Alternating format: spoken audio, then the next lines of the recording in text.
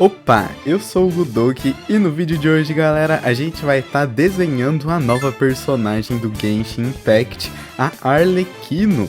E eu quero dar umas dicas para vocês no vídeo de hoje de como a gente faz para pintar boas iluminações nas nossas ilustrações. Então, se você gosta de vídeo de arte como este daqui, já deixa seu joinha aqui embaixo e se inscreve no canal se você não for inscrito, beleza? Agora sim, vamos lá pro Photoshop.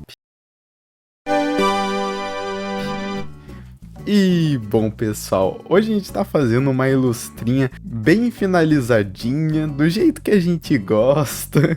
Esse tipo de ilustração ele dá muito mais trabalho do que parece, principalmente se a gente for fazer em um dia, que era o desafio que a gente tá tendo aqui no canal, né, de fazer ilustras, fazer estudos todos os dias. Eu tô gostando muito disso tudo, sabe? Tá sendo bem interessante, tô aprendendo várias coisas sobre como desenhar rápido, como fazer coisas em um dia, né? Terminar ilustras como essa daqui, que incrivelmente foi terminada. É óbvio, né, que poderia sim ter melhorado e tudo mais. Tem todo esse papo, né, de quando que a gente realmente termina uma ilustra, mas eu gostei bastante do resultado, principalmente se levar em consideração que foi o quê? Umas 3 horinhas só para desenhar essa Arlequino?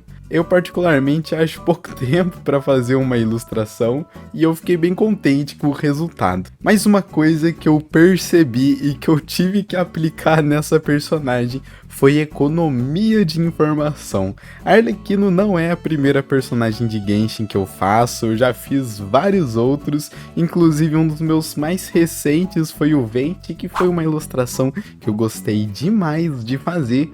E se tem uma coisa que eu percebi ao decorrer do tempo, né, fazendo essas ilustrações, é que no Genshin Impact eles colocam detalhe demais nos personagens. Eu acho isso coisa de doido. Tem muita informação naquelas roupas deles. É que a gente acaba não percebendo, né? A gente joga com o personagem, a gente meio que tem a leitura do todo do personagem, né? Do shape, das cores, e a gente não acaba não percebendo na quantidade de informação que tem. E quando eu vou pintar esses personagens, isso sempre me tira muito tempo, porque até mesmo na Arlequino tem muitos e muitos detalhes na roupa, tem alguns ornamentos super complexos, que se eu quisesse fazendo essa ilustração eu ia ter que tirar pelo menos mais uma horinha só olhando essas partes. E aí eu tive que tomar uma decisão, gastar mais tempo fazendo esses detalhes extremamente chatinhos de fazer, ou então finalizar uma peça um pouco antes, porém sem essas informações extras. E bom, eu acho que já deve ter dado para perceber, eu fui pela rota mais fácil mesmo, deixei alguns detalhes passarem, algumas informações passarem, mas o personagem tá aí, que é o que importa no final do dia, né? Mas agora falando sobre iluminações. Como que a gente faz para fazer iluminações e por que eu quis trazer esse assunto hoje para conversar com vocês? Bom, o porquê é porque, na minha opinião, a iluminação ficou bem legal dessa personagem. E eu quero contar pra vocês como que eu fiz essa iluminação, porque tem algumas coisas super interessantes deste processo daqui, que ele é um pouco mais especial comparado com outras ilustrações que eu já trouxe aqui no canal. Para começar, que a ilustração mesmo, né, a versão final, ela é uma versão secundária. Eu fiz primeiro um esboço, né, um sketch que ficou bacaninha, ficou com as informações que eu queria, e quando eu fui pintar da primeira vez eu não estava gostando nem um pouco, e eu não estava gostando de como as cores estavam ficando, como as iluminações do personagem estavam ficando, e aí eu fiz essa segunda versão que é que vocês estão desenvolvendo para tentar corrigir esses erros que eu não tava gostando da primeira. Para falar bem a verdade para vocês, quase que essa ilustração não sai. Quando eu terminei aquela primeira versão, eu já tava meio que desgastado. Eu falei pra mim mesmo, putz, eu não tô gostando disso, eu acho melhor a gente começar outra coisa e deixar isso daqui de lado, né? Colocar na pasta dos eternos work in progresses que a gente coloca. Então essa ilustração quase que caiu nesse buraco,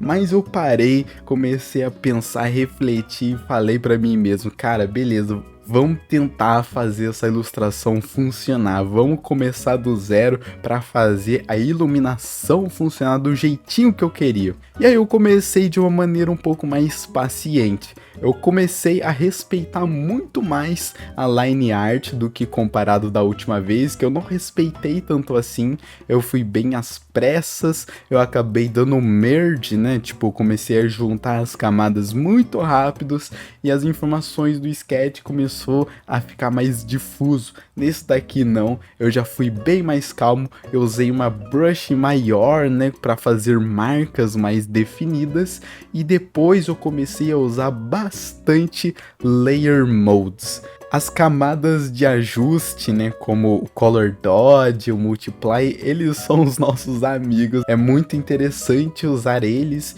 E se tem um motivo pelo qual essa iluminação ficou bacana foi por causa do Color Dodge.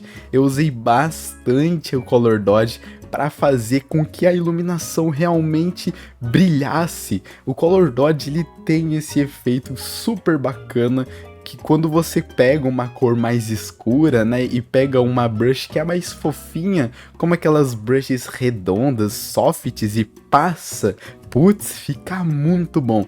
Todas as cores começam a vibrar muito mais e eu particularmente gosto muito desse efeito, mas tem que usar com muita sapiência, porque quando a gente começa a colocar Color Dodge a rodo na nossa peça, acaba tendo um efeito não desejado, mas nesse daqui eu segurei para as partes que eu tava querendo muito. E quais partes são essas que eu uso meu Color Dodge?